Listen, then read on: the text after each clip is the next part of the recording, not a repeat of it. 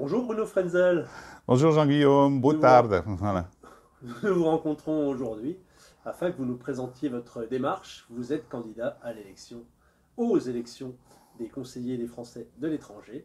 Expliquez-nous un petit peu qui vous êtes, quelle est votre équipe et puis ce que vous proposez. Bien, merci Jean-Guillaume. Donc, je suis Bruno Frenzel, j'ai 60 ans, je vis au Portugal, je suis résident dans la région de Magoit, à côté de Sintra.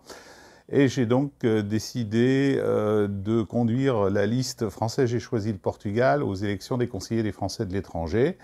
Élection qui aura lieu le 30 mai prochain à l'urne, et pour le vote à l'urne, et du 21 au 26 mai pour le vote par Internet. Notre liste est soutenue officiellement par La République En Marche, et donc nous formons un groupe de 7 personnes, structure paritaire comme prévu par la loi. Alors, paritaire à 7, c'est pas facile. Ouais, ah bah oui, c'est un 3-4, 3 femmes, 4 hommes, tous appartenant à la société civile et qui vont s'engager dans cette course à l'élection. Donc, est-ce que vous voulez que vous nous présenter un petit peu vos colistiers? Absolument, absolument. Donc, 3 femmes, comme j'ai dit, donc place aux femmes.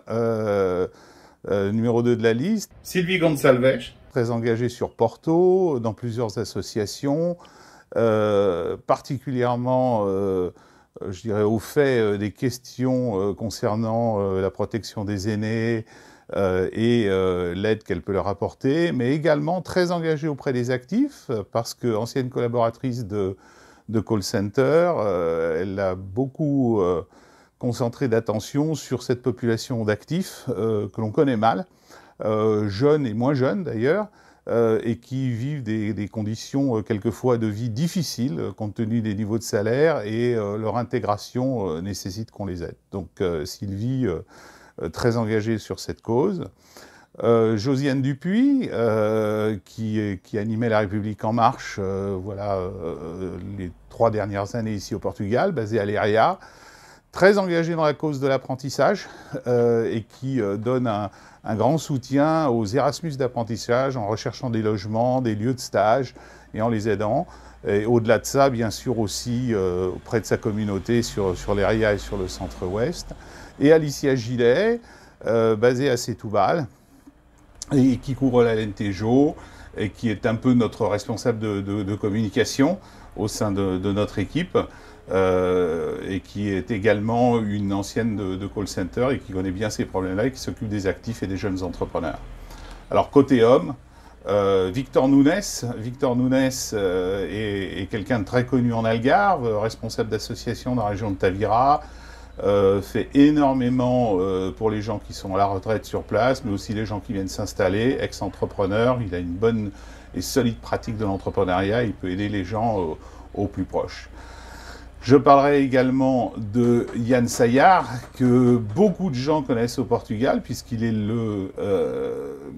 l'attaché parlementaire de notre député Samantha Casbonne, et qui assure le lien avec les administrations centrales et nos élus, et qui fait remonter énormément de dossiers. Je pense qu'on aura l'occasion de voir durant cette campagne des témoignages de gens qui ont pu recevoir son assistance, et bravo à lui et à notre cellule d'ailleurs au sein de notre association qui s'occupe de ces questions. Enfin, Bernard Verguet, entrepreneur basé à Torres Vedras, qui couvre le Ribatejo, qui est, je dirais, très engagé dans la cause environnementale, puisqu'il amène des solutions souvent à forte composante d'éléments français dans la transformation énergétique, ou je dirais dans la transition énergétique. Principalement, il est, je dirais, promoteur de solutions sur le stockage d'énergie, sur l'utilisation des éclairages qui consomment beaucoup moins d'énergie que prévu. Et donc, voilà le travail de Bernard. Donc, quel est le programme de cette liste? Là, vous nous avez présenté les personnes. Voilà. Alors, que proposez-vous? Alors, nous proposons 4 axes de travail. En tout premier lieu, nous allons continuer ce que nous avons fait depuis 1 an et plus maintenant, qui est l'assistance aux Français qui vivent au Portugal, sous toutes les formes, assistance administrative, assistance à l'intégration, aide à l'entrepreneuriat et je dirais aide aussi aux gens qui sont les plus démunis et qui ont besoin soit de logement, soit d'aide financière. Et donc nous intervenons dans ce domaine-là. Le deuxième point, c'est continuer d'assurer la promotion de la culture française et d'aider notamment aussi les artistes, les gens qui viennent s'exprimer ici au Portugal, et de participer bien sûr à la gestion des problèmes de l'enseignement, puisque c'est une des tâches qui est dévolue aux conseillers des Français de l'étranger, de par leur participation au conseil d'administration avec voix consultative au lycée. On sait qu'il y a des problèmes aujourd'hui au lycée Charles-Lepierre, ainsi que des problèmes de capacité d'accueil qu'il va falloir qu'on va devoir adresser. Troisième point de travail, c'est l'aide aux actifs et aux gens qui entreprennent, donc en leur proposant des recherches de financement, des emplois quand c'est possible, des stages, et ça fait partie de l'activité quotidienne d'un certain nombre d'entre nous, qui, je dirais, je prends mon cas en particulier, étant investisseur, a trouvé ici une population d'entrepreneurs qui a besoin d'aide. Enfin, et dernier point, c'est quand même l'environnement pour nous et la préservation des espèces animales. On est très conscient que tout n'est pas parfait au Portugal, même si le Portugal a fait énormément d'efforts et beaucoup de travail pour améliorer la situation de l'environnement. Mais il reste des problèmes énormes, comme je dirais les abandons sauvages de déchets au bord des routes et à côté des points de collecte de déchets. C'est un problème qu'on essaie d'adresser avec les communes, notamment sur la région de Sintra, la région de Porto. Le deuxième point, c'est l'abandon des animaux. Énormément d'animaux sont abandonnés, donc nous intervenons en soutien aux associations, nous les faisons connaître pour que des animaux puissent être adoptés et qu'on ait moins d'abandon et moins de problèmes dans ce secteur-là.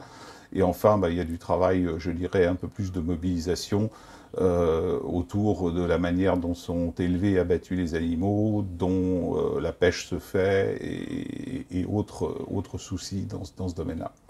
Très bien. Et alors, est-ce que vous pouvez nous rappeler comment faire pour voter? Comment s'inscrire? Comment ça se passe exactement le scrutin? Oui, le vote aura lieu à l'urne le 30 mai. Du 21 au 26 mai. Alors les urnes en question, on sait où elles sont? Alors il y aura 4 bureaux, 2 à Lisbonne, 1 à Faro et 1 à Porto. Ça c'est inscrit dans le marbre? C'est inscrit dans le marbre, c'est ce que nous avons reçu de la part du consulat sous forme d'information. D'accord. Donc 4 bureaux de vote. 4 bureaux de vote. Et il y aura également le vote par Internet, qui est un peu une innovation, on va dire, enfin pas totalement, parce que ça fait déjà un moment que ça existe, mais du 21 au 26 mai, tout le monde aura la possibilité de voter par Internet. Alors là, il est très important d'avoir mis à jour, avant le 23 avril, l'ensemble de ces coordonnées pour pouvoir voter par Internet, à savoir une adresse email et un numéro de téléphone portable, de façon à pouvoir recevoir les SMS d'authentification et d'identification. Et ce pour chaque personne qui souhaite voter. Et ce pour chaque personne. Pas pour chaque foyer, pour chaque personne qui souhaite voter. Il est très important de les avoir à disposition. Et il sera très important de les conserver, car l'expérience montre que souvent ceux-ci disparaissent et que l'on se retrouve sans l'identifiant ou sans l'authentifiant, ce qui pénalise pour le vote et oblige à aller à l'urne. Donc on reçoit de la part de l'organisme qui gère les votes par Internet des identifiants qu'on doit garder, oui, identifiants qu'on doit noter. Hein. Absolument, et qu'on doit noter parce que l'email va disparaître. Voilà, ils seront appelés à être utilisés lors du vote. Donc c'est très important. Voilà. Merci beaucoup Bruno Frenzel pour cette présentation et cet éclairage. Merci Jean-Guillaume et à très bientôt. La French Radio. Portugal.